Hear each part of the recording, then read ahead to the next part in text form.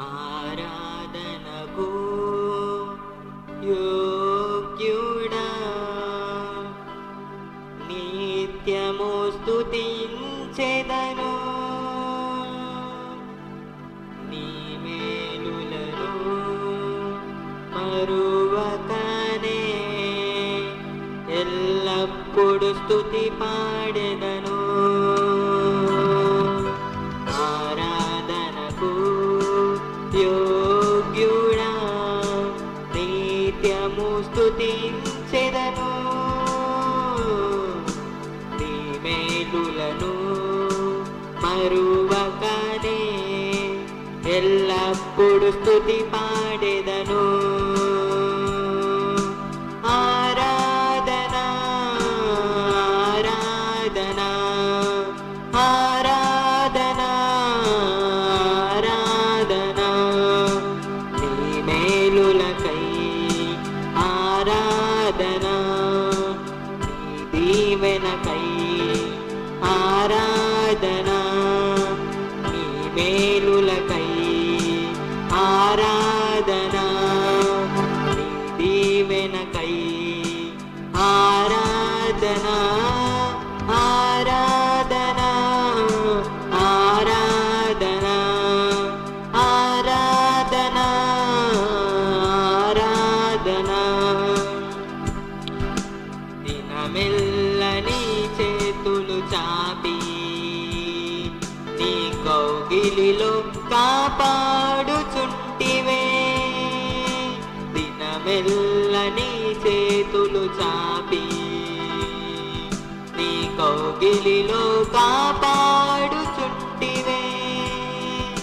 నీ ప్రేమ నీ జాలి నీ కరుణకై నా పూర్ణ హృదయముతో సన్నుతింతును నీ ప్రేమ నీ జాలి నీ కరుణకై నా పూర్ణ హృదయముతో సన్నుతింతును ఆరాధన ఆరాధన ఆరాధన ఆరాధన నీ ప్రేమకై ఆరాధన నీ జాలికై ఆరాధన నీ ప్రేమకై ఆరాధన నీ జాలికై ఆరాధన ఆరాధన ఆరాధన ఆరాధన ఆరాధన ధనవంతులుగా చేయుటకు దారిద్ర్యతననుభవించినావు ధనవంతులుగా చేయుటకు దారిద్ర్యతననుభవించినావు హెచ్చించి గణపరచిన నిర్మలాత్ముడా పూర్ణాత్మ మనస్సుతో కొనియాడెదను హెచ్చించి గణపరచిన నిర్మలాత్ముడా పూర్ణాత్మ మనస్సుతో కొనియాడెదను ఆరాధన ఆరాధన ఆరాధన ఆరాధన నీ కృప కొరకై ఆరాధన నీ స్థితి కొరకై ఆరాధన నీ కృప కొరకై ఆరాధన నీ స్థితి కొరకై ఆరాధన ఆరాధన ఆరాధన ఆరాధన ఆరాధన ఆరాధన ఆరాధన ఆరాధన ఆరాధన ఆరాధనకు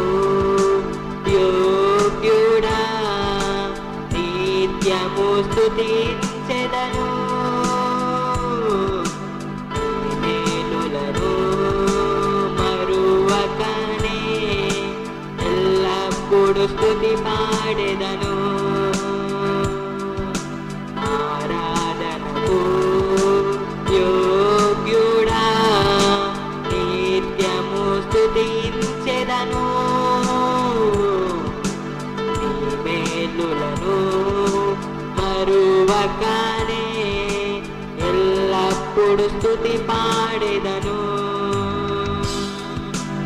ఆరాధన ఆరాధన ఆరాధన ఆరాధన నీ మేలులకై ఆరాధన నీ దీవెనకై ఆరాధన నీ మేలులకై ఆరాధన నీ దీవెనకై ఆరాధన ఆరాధన ఆరాధన ఆరాధన ఆరాధన నీ ప్రేమకై ఆరాధన నీ జాలికై ఆరాధన నీ కృప కొరకై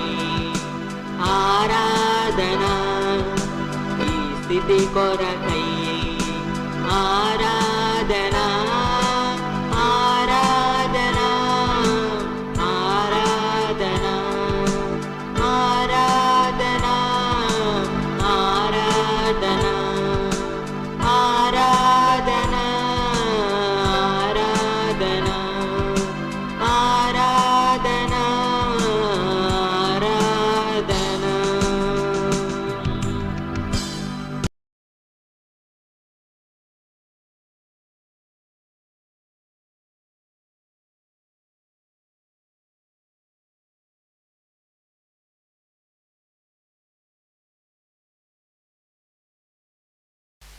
కీర్తన గ్రంథం 11 కీర్తన 11వ కీర్తన 4, 5, 6, 7 వచనాలు చదవండి.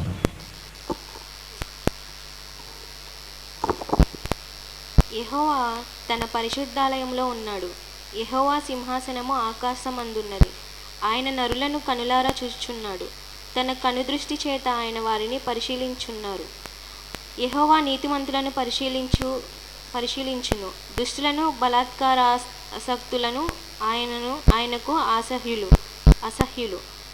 యెహోవా నీతిమంతుడు, ఆయన నీతిని ప్రేమించువాడు. యథార్థవంతులు ఆయన ముఖదర్శనము చేసెదరు. 8, 9 వచనాలు కూడా చదవండి. 11వ అధ్యాయం 6, 7 అండి. 6, 7 వచనాలు. దుష్టుల మీద ఆయన ఉరులు కురిపించును. అగ్నిగంధకములను వడగాలి వారికి పానీయ భాగమవును. యెహోవా నీతిమంతుడు, ఆయన నీతిని ప్రేమించువాడు. యథార్థవంతులు ఆయన ముఖదర్శనము చేసెదరు. నెక్స్ట్ 139వ కీర్తన.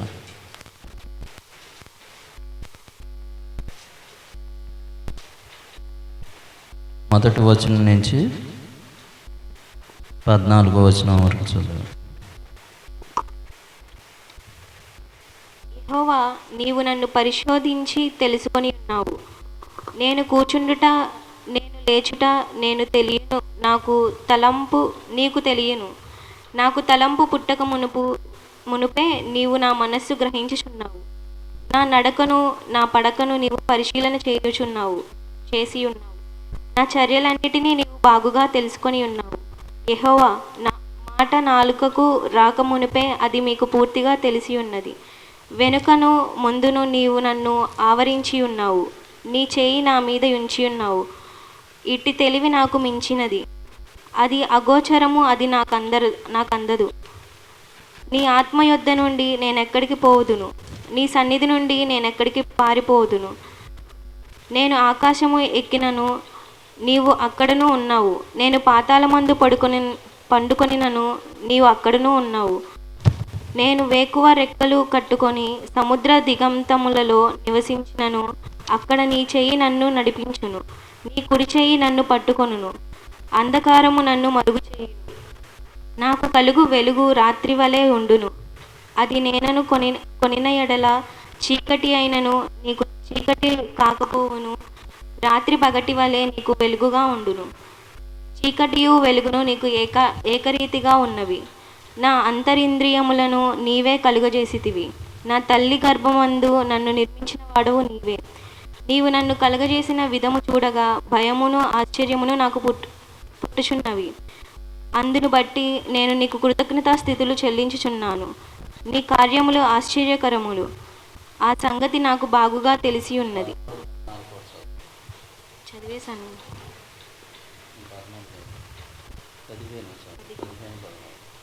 నేను రహస్యమందు పుట్టినవాడు, భూమి యొక్క అగాధ స్థలములలో విచిత్రముగా నిర్మింపబడినవాడు.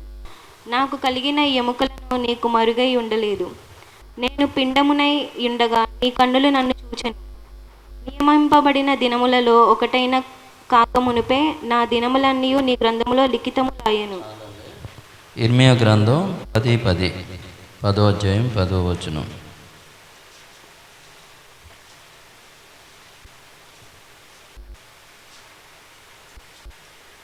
పాత నిబంధనలో చివరిగా ఉంటుంది. 636 పేజీ. నేర్పరలగు పనివారి పనియే. యెహోవాయే నిజమైన దేవుడు. ఆయన జీవం గల దేవుడు. సదాకాలము ఆయనే రాజు. ఆయన ఉగ్రతకు భూమి కంపించును. జనములు ఆయన కోపమును సహింపలేవు. చాలండి.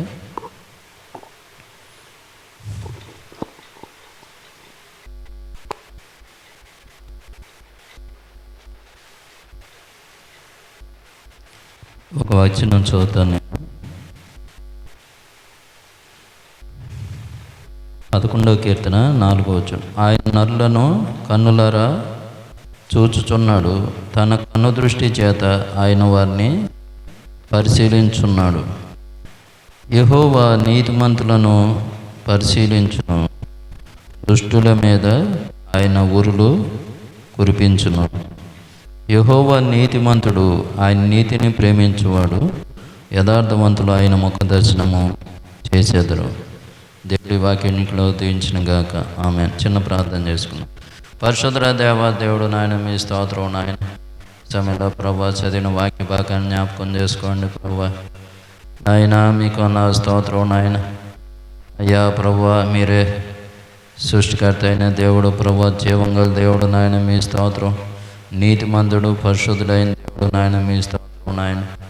అయ్యా ప్రభు నాయన మనుషుల యొక్క అంతరంగాలన్నీ సమస్తం ఎరిగిన దేవుడు ప్రభా. ఆది అంత మీరే నాయన మీ స్తోత్రం. చూచున్న దేవుడు, నీతిమంతులను నాయన పరిశీలించే దేవుడు ప్రభా. దుష్టుల మీద నాయన ఉరులు నాయన కురిపించే దేవుడు నాయన మీ స్తోత్రం నాయన. అయ్యా ప్రభా మీరు నమ్మదగిన దేవుడు, యథార్థవంతులు మీ ముఖ దర్శనం చూచేదన్నారు. కాబట్టి ప్రభా ఈ వాక్యం ద్వారా మాతో మాట్లాడి జీవందుకొని మాటలు శక్తివంత దయచేసి మా దేవాల మంచి నెలగా చేయండి. ఇతనాయన మీ వాక్యం ఫలింపు చేయండి. 30 అంతలు 60 ఫలం దయచేయండి. నిలబడేది మనుషులే కానీ మాట్లాడేది మీరు ప్రభా. మీ ఆత్మ నాలో నడిపించండి. ఇర్మియా 1వ అధ్యాయం వాగ్దానం స్థిరపరచు. పెళ్ళగించి కట్టుకు నాట్లకు జనాల మీద నీకు అధికారించిన వాగ్దానం స్థిరపరచు నాయన. నేను అప్పుడు క్లుప్తంగా మీరే నడిపించి సహాయం చేయమని, ఆ వాక్యం ద్వారా బలపరచమని యేసు నామములో ప్రార్థించి వేడుకొంచున్నాను తండ్రి. ఆమేన్. చూడండి 4వ వచనంలో యెహోవా సింహాసనము ఆకాశమందున్నది. ఆయన నరులను కన్నులారా చూచున్నాడు. తన కన్ను దృష్టి చేత ఆయన వారిని పరిశీలించున్నాడు. యెహోవా నీతిమంతుడు, యథార్థవంతులు ఆయన ముఖ దర్శనం చేసేటప్పుడు దుష్టుల మీద ఆయన ఉర్లు కురిపించును. దేవుడు యథార్థవంతుడు, ఆయన పరిశుద్ధుడు. ఇర్మియా 10:10లో యెహోవాయే జీవము గల దేవుడు, ఆయన ఉగ్రతకు భూమి కంపించును, జనములు ఆయన కోపంను సహింపలేవన్నాడు. దేవుడు జీవం గల దేవుడు, ఆయన సజీవుడైన దేవుడు, భూత భవిష్యత్తు వర్తమాన కాలంలో ఉండే దేవుడు. ఈ సృష్టి అంతటిని ఆయన 6 దినాల్లో చేసి 7వ రోజు విశ్రాంతి తీసుకున్నాడు. కాబట్టి ఈ సృష్టి అంతా చేసి మనుషులైన మానవులకి ఆదాములు మన పితరుల వారికి దేవుడు ఆశీర్వాదంగా స్వాస్థ్యంగా అనుభవించమని మొట్టమొదటిగా దేవుడు ఈ సృష్టిని దేవుడు మనిషి యొక్క పాదాల కింద ఉంచాడు. ఒకసారి చూడండి, 8వ కీర్తన నేను చదువుతాను, 3వ వచనం నుంచి. నీ చేతి పని అయిన నీ ఆకాశములను నీవు కలుగజేసిన చంద్ర నక్షత్రమును నేను చూడగా, నీవు మనిషిని జ్ఞాపకం చేసుకుంటకు వాడేపాటివాడు, నీవు నరపుత్రుని దర్శించుటకు వాడేపాటివాడు. దేవుని కంటే వారిని కొంచెం తక్కువనుగా చేసి ఉన్నావు, మహిమా ప్రభావంతో వాని కిరీటము ధరింపజేసి ఉన్నావు. నీ చేతి పనుల మీద వానికి అధికారం ఇచ్చి ఉన్నావు. గొర్రెలనన్నిటినీ, ఎడ్లనన్నిటినీ, అడవి మృగములను, ఆకాశ పక్షులను, సముద్ర మత్స్యములను, సముద్ర మార్గం సంచరించు వాటన్నిటినీ వాని పాదముల కింద నీవు ఉంచి ఉన్నావు. ఈ భూమి మీద ఉన్న జంతువులన్నిటినీ దేవుడు ఏం చేశాడు? మనిషి యొక్క పాదాల కింద పెట్టాడు. వాటిని ఏలమని దేవుడు చెప్పాడు. ఇవన్నీ మానవునికి దేవుడు ఆశీర్వాదకరంగా ఇచ్చాడు. ఎందుకు ఇచ్చాడు ఆశీర్వాదకరంగా? ఆయన మాత్రం ఆరాధించమని, ఆయన మాత్రమే సేవించమని, ఆయన మార్గంలో నడవమని దేవుడు మనుషులకి ఈ సమస్తాన్ని దేవుడు ఈ భూమి మీద ఎంత అందమైన ప్రదేశాలు ఉండే, ఎన్ని రకాల ఆహార పదార్థాలు ఉండే, ఇవన్నీ మనిషికి దేవుడు ఇచ్చి కొంచెం మరి కొంత జ్ఞానం ద్వారా అవన్నీ అనుభవించమని దేవుడు చెప్పాడు. అయితే మనిషి మరి దేవుడి మాటను ధిక్కరించి దేవునికి విరోధంగా చేసి తన సొంత ఆలోచన ప్రకారంగా సొంత ఉద్దేశంతో వాళ్ళు జీవించడం వలన మనుషులు ఏమైపోయారంటే కష్టాల పాలైపోయారు, శ్రమల పాలైపోయారు. అందుకనే మరలా దేవుడు ఏం చేస్తున్నాడంటే వారిని తన వైపు, తన మార్గంలో నడిపించడానికి దేవుడు ప్రత్యేకంగా ఆయన మనుషుల్ని కొంతమందిని ఏర్పాటు చేసుకున్నాడు. కాబట్టి ఆయన ఏమంటారంటే చూచున్న దేవుడు. ఆఖరంది చూచున్న దేవుడవు నీవే, మనం సేవించే దేవుడు, చూచే దేవుడు, శ్రమల నుంచి విడిపించే దేవుడు. 139వ కీర్తన మనం చదువుకున్నాం.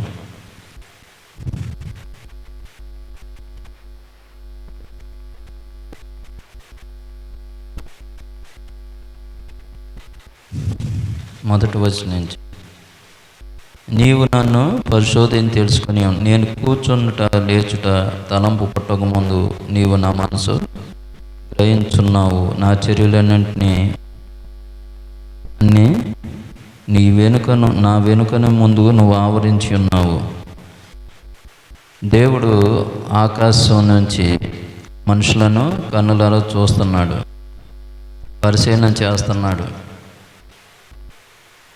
మరి దేవుడు మన కళ్ళకి కనబడ్డు, ఆయన అదృశ్యుడు, అదృశ్య రూపంలో ఉన్నాడు. దేవుడు ఆయన సృష్టించినవి కొన్ని అదృశ్య రూపంలో ఉండే. ఉదాహరణకి గాలి అనేది కళ్ళకే కనపడదు, మన కళ్ళతో దాన్ని చూడలేము, అదృశ్య రూపంలో ఉంది. కానీ ఉందని మనం నమ్ముతాం, ఎందుకంటే గాలి లేకుండా మనం బ్రతకలేము. అలాగూ దేవుడు అనేకమైన అదృశ్య రూపంలో ఉంచాడు. కాబట్టి దేవుడు కూడా సృష్టించిన దేవుడు కూడా అదృశ్యుడు. రెండోది, మనలో ఆత్మ ఉంది. ఆత్మ, జీవకణాలు రెండు ఉన్నాయి. మీ జీవకణాలని మైక్రోస్కోప్ ద్వారా చూస్తే కానీ కనపడవు. మరి అనేకమైన కెమెరాలు ఏర్పాటు చేసి చనిపోయే ముందు ఒక వ్యక్తిని 100 కెమెరాలు పెట్టి పరిశోధన చేస్తే ఇంగ్లాండ్ దేశంలో అదే మనిషి ఆకారంలో ఒక వైట్ కలర్లోనంట ఒక గాలి లాంటిది ఆవరించి ఉందంట మనిషిలో నుంచి. చనిపోయిన వ్యక్తిలో నుంచి బయటకు ఆ ఫోటోలో చూశారు. దాన్ని ఏమన్నారంటే ఆత్మ అన్నారు. ఆత్మ కూడా కళ్ళకే కనబడదు.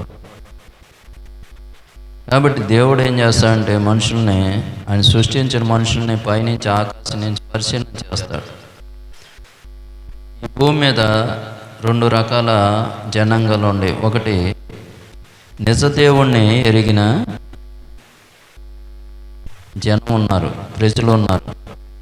నిజ దేవుడు సృష్టికర్త అయిన దేవుణ్ణి, యేసుని నమ్మిన జనులు ఉన్నారు. నిజ దేవుణ్ణి నమ్మని ప్రజలు ఉన్నారు. 2 రకాల జనాంగం. అయితే దేవుణ్ణి ఎరిగిన వారిని దేవుడు ఏం చేస్తాడు? నీతిమంతులుగా చేస్తాడు. ఆయన కావాలని కోరుకున్న వారిని ఏం చేస్తాడు? దేవుడు ఆయన మార్గంలో నడిపిస్తాడు. అందుకని ఒక మాట, నేను పరిశుద్ధుడైన ప్రకారము మీరు సమస్త ప్రవర్తన యందు పరిశుద్ధులై ఉండుడి అన్నాడు. ఆయన బిడ్డలుగా ఆయన మార్గంలో నడిచినప్పుడు ఆయన బిడ్డలుగా ఆయన అంగీకరిస్తాడు. అలాగే 2వ రకం జనం దేవుణ్ణి ఎరగించను, వాడిని దేవుడు పరిశీలన చేస్తాడంట, పరిశోధిస్తాడంట. వారి యొక్క ఆలోచనలు పరిశోధిస్తాడు. వారు ఏం చేస్తున్నారు సమస్తం దేవునికి తెలుసు. 139వ కీర్తనలో నీకు ఆలోచన రాకముందే నువ్వు ఏం ఆలోచిస్తావో నాకు తెలుసు అంటున్నాడు. నీ నోటికి మాట రాకముందే నువ్వు ఏం మాట్లాడతావో సమస్తం తెలుసు అన్నాడు. అందుకనే దేవుడు ఏం చేస్తాడంటే అన్నీ చూసి ప్రతి ఒక్కరి పేరున ఒక గ్రంథం అనేది ఉంటుంది. ప్రకటన గ్రంథం 12వ అధ్యాయంలో 20వ అధ్యాయంలో కూడా అనేక గ్రంథం 20వ అధ్యాయంలో అనేక గ్రంథములు విప్పబడాను. ప్రతి ఒక్కరి పేరున ఒక గ్రంథం ఉంటుంది. ఆలోచనలు కానీ, తలంపులు, చూపులు, మాటలు, క్రియలు అన్నీ దాని మీద రాయబడతాయంట. అవన్నీ దేవుడు ఏం చేస్తాడంటే ఆయన పైనుంచి పరిశీలన చేసి వారి గ్రంథంలో రికార్డ్ అయిపోతాయి. ఈనాడు సీసీ కెమెరాలని మరి ఎంతోమంది ఆ సీసీ కెమెరాల ద్వారా వాళ్ళు చేసిన నేరాలు పట్టబడిన సందర్భాలు ఎన్నో ఉన్నాయి. అవి కనపడకుండా ఒక ప్లేస్లో పడతారు. అలాగూ ఆల్రెడీ దేవుడి దగ్గర దేవుడు ఆయన పరిశీలన చేస్తాడు. అదృష్ట రూపంలో ఉండి ప్రతి మనిషిని పరిశీలన చేస్తాడు. వారి క్రియలను బట్టి వారికి ఏం చేస్తాడంటే జీతం ఇస్తాడు. అందుకని ఆయన ఉన్నాడు, నీతిమంతులను ఆయన పరిశీలన చేస్తాడంట. వారిని కాపాడటానికి, వారికి ఉన్న సమస్య నుంచి విడిపించడానికి దేవుడు ఏం చేస్తాడు? వారిని ఆయన ఎరిగిన బిడ్డలని, ఆయన మార్గం నడిచే వారిని ఆయన పరిశీలన చేసి వారిని కాపాడుతాడు. అలాగూ దేవుడిని ఎరగని వారు చేసే పనులు బట్టి, వారు చేసే దోషాలను బట్టి వారికి ఏం చేస్తాడంట? అగ్నియు వడగాలియు పానీయ శ్రమలు వస్తాయంట, కష్టాలు వస్తాయి, కష్టాలను పంపిస్తాడు. వారి క్రియలను బట్టి దేవుడు వారికి జీతం ఇస్తాడు. అందుకనే మనం నమ్మిన దేవుడు జీవం గల దేవుడు. మనం ఆయన నమ్మాం కాబట్టి ఆయన మనల్ని ఎన్నడూ విడిచిపెట్టాడు. అనేకసార్లు దేవుడు మనల్ని విడిచిపెట్టాడేమో అనుకుంటాం, కానీ ఆయన నిన్నెన్నడు విడవను, నిన్నెన్నడు ఎడబాయను అని చెప్పాడు దేవుడు. ఆయన మాట తప్పే దేవుడు కాదు. ఆయన యెహోవా నీతిమంతులను పరిశీలించును. ఆయన యథార్థవంతులు ఆయన ముఖ దర్శనము చూసేతడు. ఆయన మనం చూడగలుగుతున్నామంటే ఆయన మార్గంలో ఎవరైతే ఉంటారో వారు మాత్రమే దేవుణ్ణి చూడగలుగుతారు. దేవుని దర్శనం వారికి కలుగుతుంది. ఈ లోకంలో ఎంతోమంది దేవుణ్ణి చూడాలని అనేక రకాల ప్రయత్నాలు చేసినప్పటికీ కానీ చూడలేకపోతున్నారు. ఎందుకు దేవుణ్ణి చూడలేకపోతున్నారంటే యెషయా గ్రంథం 59:1 ఒకసారి చూడండి. 59:1 యెహోవా హస్తము కురచ కాలేదు, విననేరకు ఉండునట్లు ఆయన చెవులు మందము కాలేదు. మీ దోషములు మీకును మీ దేవునికి అడ్డముగా వచ్చెను, మీ పాపములు ఆయన ముఖమును మీకు మరుగుపరిచెను. కనుక ఆయన ఆలకింపకున్నాడు, మీ మీ చేతులు రక్తము చేతను, మీ వేలు దోషము చేతను అపవిత్రపరచబడి ఉన్నవి. మీ పెదవులు అబద్ధములాడుచున్నవి. మీ నాలుక కీడును బట్టి మాట్లాడుచున్నది. నీతిని బట్టి ఎవడను సాక్ష్యము పలుకడు, సత్యమును బట్టి ఎవడను వ్యాజ్యమాడడు. అందరూ వ్యర్థమైన దాన్ని నమ్ముకుని మోసపు మాటలు పలుకుదురు. చెడుగును గర్భము ధరించి పాపమును కందురు. చాలండి, ఇక్కడ చూడండి. ఎందుకు మనుషుడు సృష్టించిన దేవుణ్ణి చూడలేకపోతున్నాడు అంటే, ఆ దేవుడికి మనుషుడికి మధ్యన పాపం అనేది అడ్డుగోడగా ఉంది. అడ్డుగోడ వలన దేవుణ్ణి చూడలేకపోతున్నారు. దేవుణ్ణి ఎరగని వారే కాదు, కానీ ఎరిగిన వారు కూడా చాలామంది దేవుణ్ణి, ఒక ఆయన అన్నాడు, 20 సంవత్సరాలు అయిందండి ఇంతవరకు నేను దేవుణ్ణి చూడలేదు. దేవుడి గురించి అవగాహన అతనికి లేదని చెప్పాడు. ఎందుకని అంటే పాపం అనేది అడ్డుగోడగా ఉంది. దాని మూలంగా మరి దేవుణ్ణి చూడలేకపోవటం, రెండోది ఆయన మాటలు వినలేకపోవటం జరుగుతుంది. వారి ఇష్టానుసారంగా వారి దేవుడి యొక్క మాట ప్రకారం లేకుండా వారి సొంత ఆలోచనలతో, సొంత ఉద్దేశాలతో వారు జీవించడం వలన వారు దేవుణ్ణి చూడలేకపోతున్నారు. ఇక్కడ అంటున్నాడు, వారు సొంత ఉద్దేశాలతో వాళ్ళు వ్యర్థమైన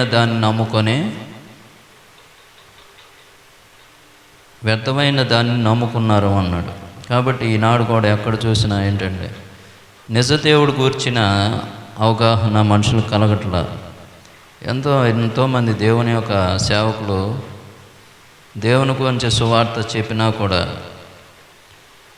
నిజదేవుడు యేసు ప్రభు ఆయన మాత్రమే రక్షిస్తాడు, ఆయన మాత్రమే పరలోకాన్ని చేరుస్తాడు, ఆయన మాత్రమే మన సమస్యల నుంచి విడిపిస్తాడు అని ఎంతోమంది దైవ సేవకులు సువార్త సభల ద్వారా ఎన్ని మాటలు చెప్పినా కూడా, ఆరాధనలో చెప్పినా కూడా మనుషులు ఏం చేస్తున్నారంటే త్రోసివేస్తున్నారు.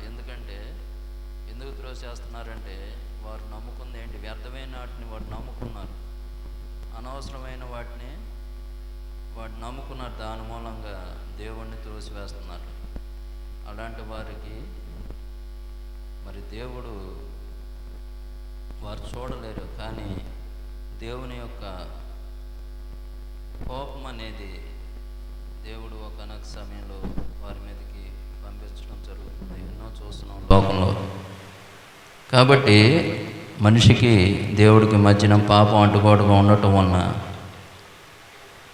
దేవుణ్ణి చూడలేకపోతున్నాడు, దేవుని మాట వినలేకపోతున్నాడు.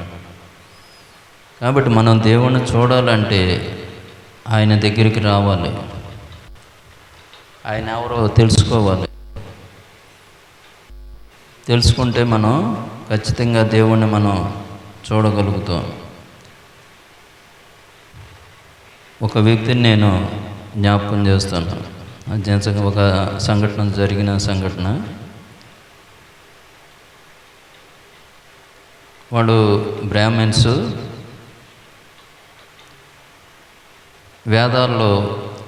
వేదాలు చదివేవాళ్ళు. అయితే నిజదేవుడు ఎవరు అని అతను యవనస్తుడిగా ఉన్నప్పుడు తను మరి ఆ గ్రంథాల్లో, ఆ వేదాల్లో చదివినప్పుడు ఎక్కడ అతనికి ఆ దేవుని యొక్క, అంటే దేవునికి మనిషికినో దేవునికి సంబంధం ఉండకూడదు. అంటే వాస్తవంగా మనిషి స్వభావం ఏంటంటే పాప స్వభావం, పాప నైజం ఉంటుంది మనిషిలో. కానీ దేవుడి స్వభావం ఎలా ఉండాలంటే పరిశుద్ధమైన నీతి స్వభావం కలిగి ఉన్నాడు. కాబట్టి ఈ యొక్క నేను చదివిన గ్రంథాల్లో ఎవరు నీతిగా ఎవరు లేరు. ఎవరు మరి దేవుడు అనేది ఆయన కన్ఫ్యూజన్లో ఉన్నప్పుడు వాళ్ళ పెదనాన్న ఒక ఆయన్ని అడిగాడంట, అసలు దేవుడు ఉన్నాడా అని. ఉన్నాడు అని చెప్పాడు. అయితే ఒకనొక సమయంలో అసతోమ సద్గమయ్య తమసోమ జ్యోతిర్గమున అమృతంగమయ్య అనే ఒక శ్లోకాన్ని ప్రతిరోజు వారు వల్లించేవాళ్ళు అంట. అయితే దానికి అర్థం మాత్రం ఎవరు చెప్పలేకపోయారు. ఉన్నాడు పాటు అతను ఆలోచిస్తున్నాడు, దీనికి ఈ ప్రశ్నగానే ఉంది కానీ ఈ 3 లక్షణాలు, సత్యవంతుడు, వెలుగై ఉన్నవాడు, జీవం గలవాడు, అంటే మోక్షాన్ని చేర్చేవాడు. ఈ 3 లక్షణాలు కలిగిన దేవుడు ఎవరు అని చెప్పి ఆయన తన బంధువులను అడిగాడు. తెలిసిన వాళ్ళు చాలామందిని అడిగినా కానీ ఎవరు ఖచ్చితంగా సమాధానం చెప్పాల.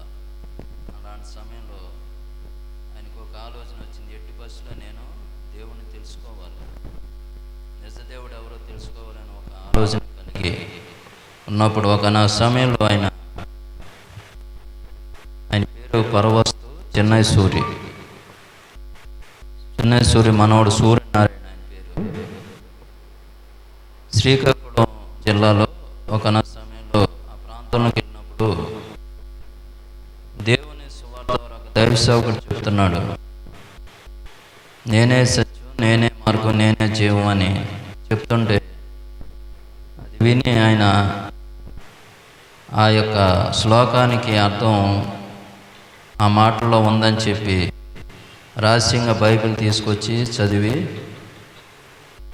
ఆ నిజదేవుడు యేసు ప్రభు అని తెలుసుకొని తనకున్న ఆస్తి, తనకున్న పేరు ప్రఖ్యాతులు అన్నీ విడిచిపెట్టి, మరి అతని బంధువులు వారు యేసు ప్రభు దగ్గరికి యేసు ప్రభుని నమ్ముకున్నాడని చంపాలని ప్రయత్నం కూడా చేశారు. అయినప్పటికీ ఆయన మరి రహస్యంగా పారిపోయి హైదరాబాద్ దేవుణ్ణి నమ్ముకున్నాడు. ఆయన ద్వారా కొన్ని వేల మంది బ్రాహ్మిన్స్ని ప్రత్యేకంగా పిలిచి ఆయన దేవుని సువార్త ప్రకటింపజేశాడు. వారితో కలిసి ఒక మాట చెప్పేవాడు, సత్యమైన దేవుడు మీకు తెలిసినా కూడా లోకభక్తి కోసం మీరు మనుషులను మోసం చేసి శాపాలు కొని తెచ్చుకుంటున్నారు. కాబట్టి ఇక నుంచి అయినా సరే ఆ నిజ దేవుడిని నమ్ముకొని ఆయన సత్యాన్ని మీరు ప్రకటించండి అని చెప్పాడు. అలాగే అనేక మంది వారి కులం వాడు అనేక మంది రక్షించబడటం జరిగింది. అందుకు అనేక వేల మంది రక్షించబడ్డారు. ఒకనొక సమయంలో దేవుడు ఆయనతో ముఖాముఖిగా మాట్లాడి, నీ తరతరాలు నా పరిచర్య చేస్తే నీ ద్వారా అనేక లక్షల మంది నేను రక్షిస్తాను అని చెప్పాడు. ఆయన చెప్పిన సాక్ష్యం చూడండి, యవ్వన వయస్సులో నేను దేవుణ్ణి చూడాలి, పరిశుద్ధంగా బ్రతకాలి అనే ఉద్దేశం ఆయనకు ఉంది. నిజమే, ఆయన బిడ్డలు ఈరోజు దేవుడు వారిని అనేక దేశాల్లో కూడా వాడుకుంటున్నాడు. కానీ ఈనాడు మనుషుల్లో ఇక నిజ దేవుడిని తెలుసుకోవాలి, నన్ను పుట్టించిన దేవుడు, నన్ను కాపాడే దేవుడు, ఈ భూమి మీద ఇచ్చిన అన్ని ఆయన ఇచ్చి నేను అనుభవిస్తున్నాను. మనం పీల్చే గాలి ఆయన ఇచ్చింది, ఆయుష్ ఆయన ఇస్తేనే, ఆరోగ్యం ఆయన ఇస్తేనే. ఎంతమంది అనారోగ్య పరిస్థితిలో ఉన్నారు. ఈరోజు ఆరోగ్యంగా ఉన్నామంటే దేవుని కృపే. మనం ఆయన నమ్మినా నమ్మకపోయినా దేవుడు ఆరోగ్యం ఇస్తున్నాడు. నమ్మని వారు కూడా దేవుడు ఆరోగ్యం ఇస్తున్నాడు, ఆహారం ఇస్తున్నాడు, మంచి పరిస్థితులు ఇస్తున్నాడు. ఎందుకు ఇస్తున్నాడు? ఆయన వైపు తిరగమని, ఆయన మార్గంలో నడవమని. ఎందుకు దేవుడు మనుషుల్ని అనేక రకాలుగా కాపాడుతూ చేస్తున్నాడు. కానీ మనుషులు ఏం చేస్తున్నారంటే ఇచ్చిన దేవుణ్ణి విసర్జించి మరి దేవునికి విరోధమైన చేస్తున్నాడు. అందుకని ఆయన ఏం చేస్తాడు? ఆయన కోపం వచ్చి ఏమంటున్నాడు? వారి మీద ఊర్లు కురిపిస్తాడు. దేవుడు ప్రతి మనిషికి కొంత సమయం ఇస్తాడు తను తెలుసుకుంటానికి. ఆ సమయాన్ని సద్వినియోగం చేసుకున్న వాళ్ళు వారు క్షేమంగా ఉంటారు.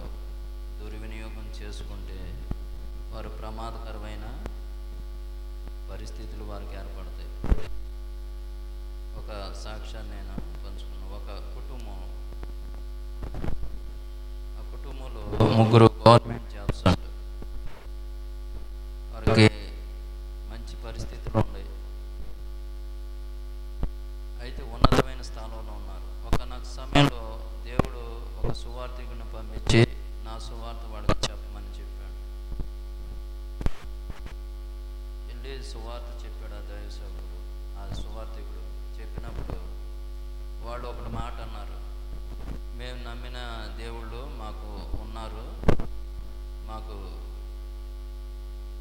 ఏ కరువు లేదు, మా కుటుంబంలో 3 ఉద్యోగాలు చేస్తున్నారు, మా దేవుడు మాకు అన్ని సమృద్ధిగా ఇచ్చాడు, అందరం ఆరోగ్యంగా ఉన్నాం, మాకు యేసు ప్రభు అవసరం లేదు చెప్పాడు క్లారిటీగా అన్ని విషయాలు. ఆయన ద్వారా పరలోక రాజ్యం లేకపోతే నరకం అని వాళ్ళు రిజెక్ట్ చేశారంట.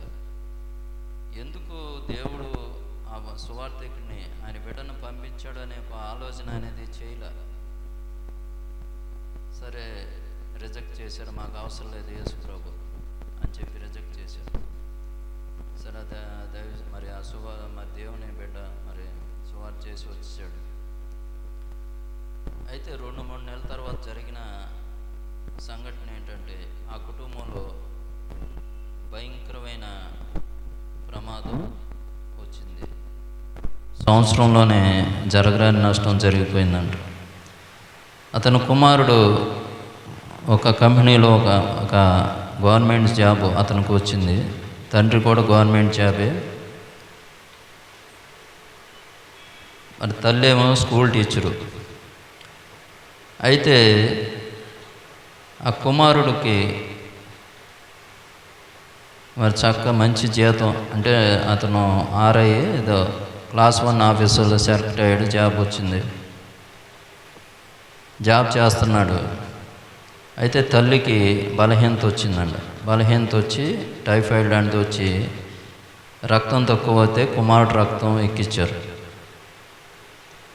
ఆ యొక్క గ్రూప్ సరిపోయిందని రక్తం ఎక్కించారు. రక్తం ఎక్కించిన కాసేపటికి తల్లికి తేడా వచ్చేసింది. తేడా వచ్చి మర్నాడు 2వ రోజు చనిపోయిందని. ఎప్పుడైతే చనిపోయిందో ఈ డాక్టర్లు ఏం చేశారంటే ఆ కుమారుడిని పిలిచి అతను టెస్ట్ చేశారు. ఇది సుమారుగా 25-30 సంవత్సరాల క్రితం జరిగింది. టెస్ట్ చేస్తే HIV అని తేలిందండి కుమారుడు. ఇది జరిగిన 3 నెలలకి కుమారుడికి HIV బయటపడింది. ప్రమాదం ఖర్చు పెట్టారు, కానీ 7-8 నెలలకు అతను మంచం మీద తీసుకొని చనిపోయాడు. ఈ భార్య చనిపోవటం, ఇటు కుమారుడు చనిపోవటం చూసి ఆయన మనస్తాపం చెంది ఆయన సూసైడ్ చేసుకొని చచ్చిపోయాడు. సంవత్సరం లోపే 3 చనిపోయారు. కుమార్తె ఒకటి అనాథగా మిగిలింది. ఆమె చదువుకుంది, కానీ ఇంకా చదువు పూర్తవకముందే 3 ఉద్యోగం చేసే 3 చనిపోయారు. ఆఖరికి ఆస్తి విషయంలో కూడా ఏమీ లేకుండా వారికి వచ్చిన రోగాన్ని బట్టి మొత్తం అంత ఖర్చు అయిపోయింది, ఏమీ మిగలకుండా అయిపోయింది. ఆ సహోదరి ఒకనా సమయంలో యేసు ప్రభు దగ్గరికి వచ్చింది. ఆమె ప్రభు నమ్ముకుంది. ఆ చెప్పిన సాక్ష్యం, ఆ రోజున దేవుడు నా కుటుంబాన్ని కాపాడడానికి ఒక దేవుని సేవకుడిని, దేవుని బిడ్డను పంపిస్తే నా తల్లిదండ్రులు నా అన్న రిజెక్ట్ చేశారు. ఆ చేసిన ఫలితమే సంవత్సరంలో ఆస్తంతా పోగొట్టుకున్నాం. 3 చనిపోయారు, 4. ఆ రోజు ఎన్నా కానీ అలాంటి పరిస్థితి వచ్చేది కాదేమో. రాబోయే ప్రమాదాన్ని దేవుడు దృష్టిలో పెట్టుకొని దేవుడు ఏం చేస్తాడంటే మనుషులతో మాట్లాడతాడు. వారి క్షేమం కోసం అనేక మంది దైవబిడ్డలను పంపించి ఆయన యొక్క సువార్త ప్రకటింపజేస్తాడు. ఏ సమయంలో ఏం జరుగుతుందో తెలియదు. కరోనా సమయంలో ప్రపంచవ్యాప్తంగా చాలామంది చనిపోయారు. ఒక దైవ సేవకుడు ప్రార్థన చేశాడంట, ప్రభా ప్రపంచవ్యాప్తంగా ఎంతమంది చనిపోయారని. 30 కోట్ల మంది పైగా చనిపోయారని దేవుడు చెప్పాడంట అతనికి. సరైన లెక్కలు కూడా లేదు. కాబట్టి పరిస్థితులు చాలా భయంకరంగా ఉండే. అందుకని ఆయన దేవుడు నీతిమంతులను ఆయన పరిశీలిస్తాడు. నీతిమంతులను ఎందుకు పరిశీలిస్తాడు? ఆయన ఎరిగిన వారిని ఎందుకు వారిని చూస్తాడంటే వారిని కాపాడటానికి, వారిని రక్షించడానికి. ఆయన నమ్మిన వారిని వారిని నిత్యం వారిని కాపాడుతూ ఉంటాడు. అందుకని ఇజ్రాయెల్ని కాపాడువాడు కునుకడు నిద్రపోడు. మనం నమ్మిన దేవుడు మనల్ని కాపాడుతాడు, మనల్ని రక్షిస్తాడు. కాబట్టి మనం ఏ విషయంలో భయపడాల్సిన పని లేదు. బైబిల్లో కూడా ఆఖరు కూడా కష్ట సమయంలో ఉన్నప్పుడు తను చేసిన ప్రార్థన ఆలకించి దేవుడు ఆగర్ను కూడా ఆ యొక్క బేర్షెబా ఎడారిలో ఆ ప్రాంతంలో నీరు లేక చనిపోయే సమయంలో ఆయన చేసిన ప్రార్థన ఆలకించి ఒక నీటి బొగ్గని ఏర్పాటు చేశాడంట ఆమెను కాపాడటానికి. కాబట్టి ఆయన మనల్ని చూస్తాడు. మన బాధలు కూడా ఆయనకు తెలుసు. ఇజ్రాయేలీల గురించి కూడా ఉంది. ఇజ్రాయేలీలు వారు పడే బాధ ఆయన చూశాడంట. శత్రువులు మరి బానిసలుగా చేసుకొని ఆయన నమ్మిన బిడ్డల్ని హింసిస్తాం కూడా చూసి వాళ్ళని ఏం చేశాడంటే విడిపించాడు దేవుడు. వారికి మంచి దేశం, పాలు తేనెలు ప్రవహించు దేశాన్ని దేవుడు వారికి ప్రత్యేకంగా ఏర్పాటు చేశాడు. దాన్ని ఇజ్రాయెల్ దేశం. మన దేవుడు మనల్ని రక్షించేవాడు, మనం కాపాడేవాడు, మనం చూసేవాడు. అందుకనే ఆయన ఆకాశం నుండి నరులను కన్నులారా చూస్తున్నాడు. ఆయన నమ్మిన వారిని చూస్తున్నాడు, నమ్మని వారిని చూస్తున్నాడు. నమ్మని వారు ఆయన దగ్గరకు వస్తారేమో అని అవకాశం ఇస్తున్నాడు. సద్వినియోగం చేసుకోకపోతే వారి మీద శిక్ష కూడా ఆయన పంపిస్తాడు. నమ్మిన మనల్ని నిత్యం ఆయన లోక పరిస్థితులు ఎలా ఉన్నా కానీ, ఎన్ని శ్రమలు వచ్చినా, ఎన్ని ఇబ్బందులు వచ్చినా, ఏ పరిస్థితులు వచ్చినా దాని నుంచి విడిపించడానికి ఆయన మనల్ని చూస్తున్నాడు. దాని నుంచి ఆయన విడిపిస్తాడు. 5వ కీర్తన, నిన్ను ఆశ్రయించు వారందరూ సంతోషించుదురు. 11వ వచనం 5వ కీర్తన, నీవే వారిని కాపాడుతూ కనుక వారు నిత్యము ఆనందమని చేయుదురు. చదవండి. నిన్ను ఆశ్రయించు వారందరూ సంతోషించుదురు. నీవే వారిని కాపాడుదువు గనుక వారు నిత్యము ఆనందధ్వని చేయుదురు. యెహోవా నీతిమంతులను ఆశీర్వదించువాడువు నీవే. కేడెముతో కప్పినట్లు నీవు వారిని దయతో కప్పెదవు. కావున నీ నామమును ప్రేమించువారు నిన్ను గూర్చి ఉల్లసింతురు. చాలండి. ఎవరిని ఆశీర్వదిస్తాడు దేవుడు? ఆయన నమ్మిన వారిని ఆశీర్వదిస్తాడు. ఈ లోకంలో మంచి పరిస్థితులు ఉన్నంత మాత్రాన అది ఆశీర్వాదం కాదు. కానీ నిజమైన ఆశీర్వాదం ఏంటంటే యేసుక్రీస్తుని ఎవరైతే నమ్ముకుంటారో వారికే నిజమైన ఆశీర్వాదం ఉంటుంది. ఈ లోకంలో డబ్బుతో కొనలేనివి చాలా ఉన్నాయి. ఉదాహరణకి ఆరోగ్యం అనేది డబ్బుతో కొనలేము. క్యాన్సర్ వచ్చిందనుకోండి, స్టార్టింగ్ 2 కోట్లు అవుతుందండి ఖర్చు. ముదిరిపోతే ఎంతని చెప్పలేం, గ్యారంటీ లేదు. కాబట్టి అలాంటి వ్యాధులు రాకుండా దేవుడు తప్పితే ఎవరో కాపాడలేరు, ఏ డాక్టర్ వల్ల కాదు. కాబట్టి అలాగే ఆయుష్ ఎవరి చేతిలో ఉంది? అది డబ్బుతో కొనుక్కోగలమా? అది ప్రభు మనం నమ్మిన దేవుడి చేతిలో ఉంది. ఆయుష్ అయింది, ఆరోగ్యం అయింది, మనశ్శాంతి. ఈ లోకంలో మనశ్శాంతి లేక ఎంతమంది ఎన్ని తిప్పలు పడుతున్నారు. సినిమా యాక్టర్లో చాలామంది బ్రౌన్ షుగర్ అని ఇవన్నీ ఎందుకు వాళ్ళు చేస్తారు? మనశ్శాంతి లేక, వాళ్ళకి సంతోషం లేక, అశాంతి అసమాధానంతో ఉంది. కాబట్టి చెడు అలవాట్లకు బానిస అయిపోవడానికి కారణం ఏంటంటే సమాధానం లేక, శాంతి లేక. కానీ అది దేవుడి ద్వారానే మనకి శాంతి, సమాధానం మనకు దొరుకుతుంది. అంతేకాకుండా నరకాన్ని నుంచి తప్పించాలన్నా ఈ లోకంలో ఎంత ప్రపంచం పణంగా పెట్టినా తప్పించుకోలేరు. కానీ ప్రభు ద్వారానే మనం నరకం నుంచి తప్పించుకోగలం. ఈ 5 డబ్బుతో కొనలేనివి. అవి ప్రభు దగ్గరికి వచ్చినప్పుడే అవి దేవుడు ఇస్తున్నాడు. అందుకని ఆయన యెహోవా నీతిమంతులను ఆశీర్వదించువాడు నీవే అన్నాడు. నీవే వారిని కాపాడదు కనుక వారు నిత్యము ఆనందధ్వని చేయుదురు. మనం చాలా ధన్యులం. యేసుక్రీస్తుని నమ్మిన మనం చాలా అదృష్టవంతులం ఒక రకంగా చెప్పాలంటే. ఈ లోకంలో అందరికంటే ఒక రకంగా ఉన్నతమైన స్థానంలో ఉన్నవారు. ఎందుకంటే మనం రక్షించడానికి ఒక ఆయన మనకు తోడుగా ఉన్నారు. మన కష్టాల్లో, సమస్యల్లో, ఇరుకుల్లో, ఇబ్బందులు ఏ పరిస్థితి వచ్చినా సరే ఆయన మనతో ఉండి మనకున్న సమస్యల నుంచి విడిపించి మనల్ని కాపాడాలని చూస్తున్నాడు. ఎందుకంటే ఇజ్రాయేలీలు వాడు బాధపడుతుంటే చూశాడు ఆయన. వారికి ఉన్న బాధ అంతా తీసేశాడు.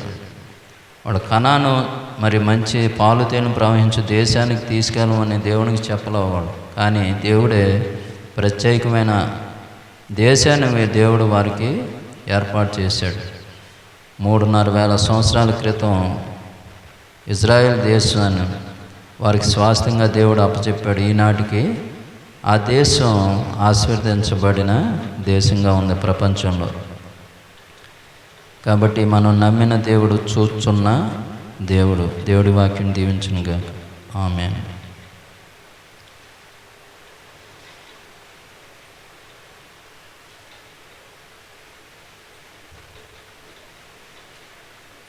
ఆకాశం నుంచి దేవుడు నరులను కనులారా చూస్తున్నాడు. నీతిమంతులనే చూస్తున్నాడు, అవినీతిమంతులను కూడా ఆయన చూస్తున్నాడు. మన హృదయ ఆలోచన ఆయనకు తెలుసు, మన మాట రాకముందే ఆయనకు తెలుసు.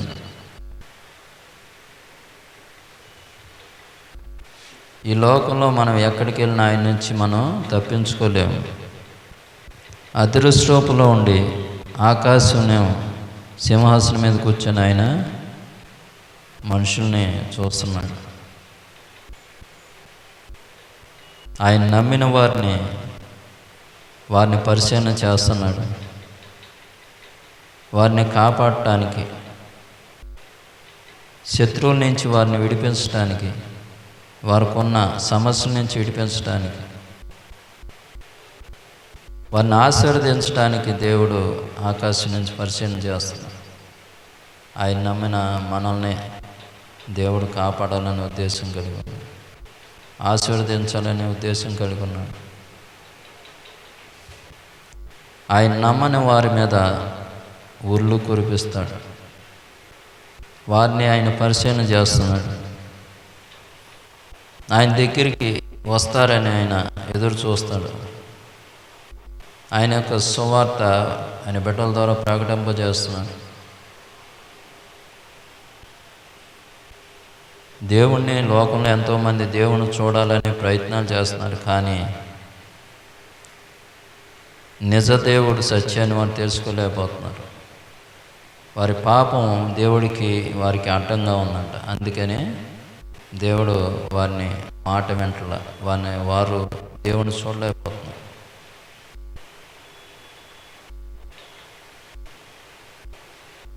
ఆయన చూస్తున్న దేవుడు.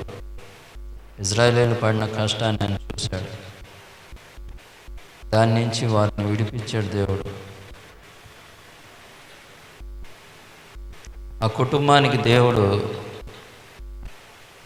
ఆయన గూర్చి రాబోయే యొక్క ప్రమాదాన్ని తప్పించడానికి దేవుడు ఆయన బిడ్డను పంపించి ఆయన గూర్చి సత్యాన్ని చెప్పినప్పటికీ వినకపోవటం వల్ల కుటుంబం అంతా నాశనం అయిపోయింది. ఏ సమయంలో ఏం జరుగుతుందో మనకు తెలియదు. ఎన్నో చూస్తున్నాం. ఒక కుటుంబం కారులో ప్రయాణం చేసి యాక్సిడెంట్ అయ్యి మొత్తం అందరూ చనిపోయారు. అలాంటి ఎన్నో సంఘటనలు. ఏ సమయంలో ఏం జరుగుతుందో మనకు తెలియదు. దేవుడు అంటున్నాడు, నీతిమంతుల్ని ఆయన కాపాడతాడంట. ఆయన్ని ఆశ్రయించి వారందరూ ఎప్పుడు ఎలా ఉంటారు? సంతోషంగా ఉంటారు. నీవే వారిని కాపాడదు కనుక వారు నిత్యము సంతోషంగా ఉంటారు. ఆయన్ని ఆశ్రయించని వారే ఒకనొక సమయంలో అకస్మాత్తుగా పరిస్థితులు తారుమారు అయిపోతాయి. దేవుడు మనకు సమయం ఇచ్చినప్పుడు ఆయన దగ్గర రావాలి. యవ్వన వయస్సులో ఉన్న సహోదరుడు నిజ దేవుడు గురించి ఆయన పరిశీలన చేశాడు. అసత్యమైన వాటిని ఆయన ఆరాధించాడు. కానీ నిజదేవుడు ఉన్నాడని వెతికాడు. దొరికాడు. దేవుడు చెప్పాడు, నా మార్గంలో నడిస్తే నీ తరతరాలు నేను ఆశీర్వాదకరంగా ఉంచుతాను.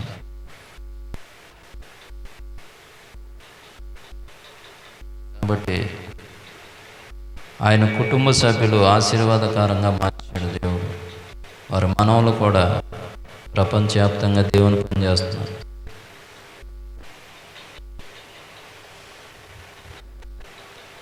లోకం ఎంతో భయంకరంగా ఉంది. ఇలాంటి దుర్దినాల్లో మనం భయంకరమైన పరిస్థితిలో ఉన్నాం. నమ్మిన మనం ఆయన్ని అనుసరించాలి. మనల్ని ఆయన విడిచిపెట్టడు.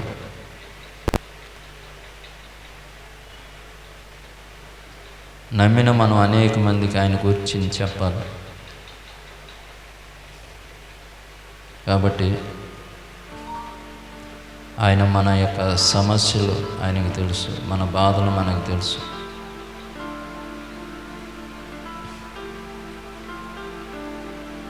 మన శత్రువులు మనల్ని ఇబ్బంది పెడుతున్నారు అనే సంగతి కూడా ఆయన తెలుసు. ఆ శత్రు శేషం లేకుండా చేయాలని కూడా ఆయన ఉద్దేశం కలిగి ఉన్నాడు. ఏ విషయంలో మనం దిగులు పడాల్సిన పని లేదు, బాధపడాల్సిన పని లేదు. మనల్ని దృష్టించే దేవుడు మనకున్నాడు, మనల్ని కాపాడే దేవుడు ఉన్నాడు. నీతిమంతులను ఆయన రక్షించువాడు, నీతిమంతులను ఆయన కాపాడుతాడు. పగలు ఎండ దెబ్బ అయినా తగలకుండా కాపాడుతాన్నాడు, అపాయాలు రాకుండా కాపాడుతానన్నాడు, తెగుళ్ళు రాకుండా కాపాడుతానన్నాడు. మనం ఆయన ఆశ్రయించాం, ఆయన దేవుడని మనం విశ్వసించి ఆయన మార్గంలో నడుస్తున్నాం. దేవుడు అన్నాడు మనల్ని విడిచిపెట్టడు. నేను ఏ విషయంలో భయపడాల్సిన పని లేదు. తండ్రి, మీకు అన్న స్తోత్రం నాయన. నిజమే ప్రభువా, మీరు ఆకాశం నుంచి నాయన మీరు పరిశీలన చేస్తున్నారంట. నీతిమంతుల్ని పరిశీలన చేస్తున్నారు, మీకు విరోధంగా జీవించే వాళ్ళని కూడా పరిశీలన చేస్తున్నారు ప్రభు. నీతిమంతుల్ని కాపాడటానికి మీరు పరిశీలన చేస్తున్నారు, చూస్తున్నారు నాయన. మీకు విరోధంగా జీవించే వారికి ఇచ్చిన అవకాశాలు వారు దుర్వినియోగం చేసుకుంటే వారి మీద ఉరులు కురిపిస్తున్నారు. అగ్ని వడగాలి నాయన, పానీయ భాగం తాగిస్తున్నారు. నిజమే నాయన. ఈ భూమి మీద ఉన్న సంపద అంతా ప్రభువా మీది ప్రభువా, మీరు మనుషులకి ఇచ్చారు. మిమ్మల్ని ఆరాధించడానికి, మీ మార్గంలో నడవమని, నిజదేవుని తెలుసుకుంటానికి, ఆ సత్యాన్ని మాకు అర్థమయ్యేటట్టు చేసి మేము నమ్ముకుంటానికి కృపను గ్రహించారు. ఎరగిన అనేక మంది గ్రహించి రక్షించబడటానికి కూడా మీ కృప దయచేయండి. ఈ వాక్యం ద్వారా మమ్మల్ని బలపరచమని, మీరే సాయం చేయమని, అలాగే మా దేశాన్ని కూడా జ్ఞాపకం చేసుకోండి. పరిస్థితులు చాలా భయంకరంగా ఉన్నాయి, అస్తవ్యస్తంగా ఉంది ప్రభు. మంచి నాయకుడిని మాకు ఏర్పాటు చేయండి నాయన. ప్రభు, రాబో పరిస్థితులు ఎలా ఉంటాయి మాకు తెలియదు, మీరే నడిపించండి. ఎలాంటి మోసం లేకుండా చేయండి. మా రాష్ట్ర పరిస్థితి కూడా ఎంతో గందరగోళంగా ఉంది ప్రభు. 4వ తారీఖు ఎలాంటి గొడవలు లేకుండా సమాధానకరంగా అన్నీ జరుగునట్లు సహాయం చేయండి. మా రాష్ట్రాన్ని కూడా మంచి నాయకుడు ఏర్పాటు చేయండి. సరైన నాయకుడు లేకపోతే ప్రజలు కూడా కష్టాల పాలవుతారన్నాడు ప్రభు. ఆ రోజు ఫరో మీకు విరోధంగా లేచినప్పుడు ఆ ఈజిప్ట్ దేశంలో ఉన్న ప్రజలందరూ ఇంటికొకరిని పోగొట్టుకున్నారు ప్రభు, ఎంతో నష్టపోయారు. కాబట్టి ప్రభు, మంచి నాయకుడైతే మేలు ఉంటుంది, లేకపోతే నష్టం ఉంటుందన్నారు ప్రభు. కాబట్టి మాకు మంచి నాయకుని ఏర్పాటు చేయండి, మీ చిత్తానుసారంగా నడిపించండి, మీరే సహాయం చేయండి. ఆ ప్రాంతాన్ని కూడా రక్షించండి ప్రభు. ఇక్కడ ఉన్న ప్రతి ఒక్కరిని మీ యొక్క దీవెన ఆశీర్వాదాలతో నింపమని తిరిగి ప్రయాణం వెళ్తుండగా మీరే తోడుకు నడిపించండి. వాతావరణ పరిస్థితులు కూడా మాకు అనుకూలపరచమని మీరే తోడుకు నడిపించండి. ఈ యొక్క ఆరాధన మా అందరికీ ఆశీర్వాదకరంగా, దీవెనకరంగా, మేలుకరంగా, క్షేమకరంగా ఉన్నట్లు సహాయం చేయమని యేసు నామములో ప్రార్థించి వేడుకొంచున్నాను తండ్రి. ఆమేన్. పరలోకమందున మా తండ్రి, మీ నామం పరిశుద్ధపరచబడునుగాక, మీ రాజ్యం వచ్చునుగాక, మీ చిత్తం పరలోకమందు నెరవేరినట్లు భూమి మీద నెరవేరునుగాక. మాకు కావలసిన అనుదిన ఆహారం మాకు దయచేయండి. మా రుణస్తులు క్షమించు ప్రభు, రుణమును క్షమించు. మమ్మల్ని శోధనలోకి తేక దుష్టు నుండి తప్పించు. రాజ్యము, బలము, శక్తి, మహిమ నిరంతరం మీరు అయినారు తండ్రి. ఆమేన్. ఆయన నాతో వచ్చును, ఆయన నాకాధారము, ఆయన ప్రేమ కృపల నుండి నేను తొలగను ఎన్నాడు.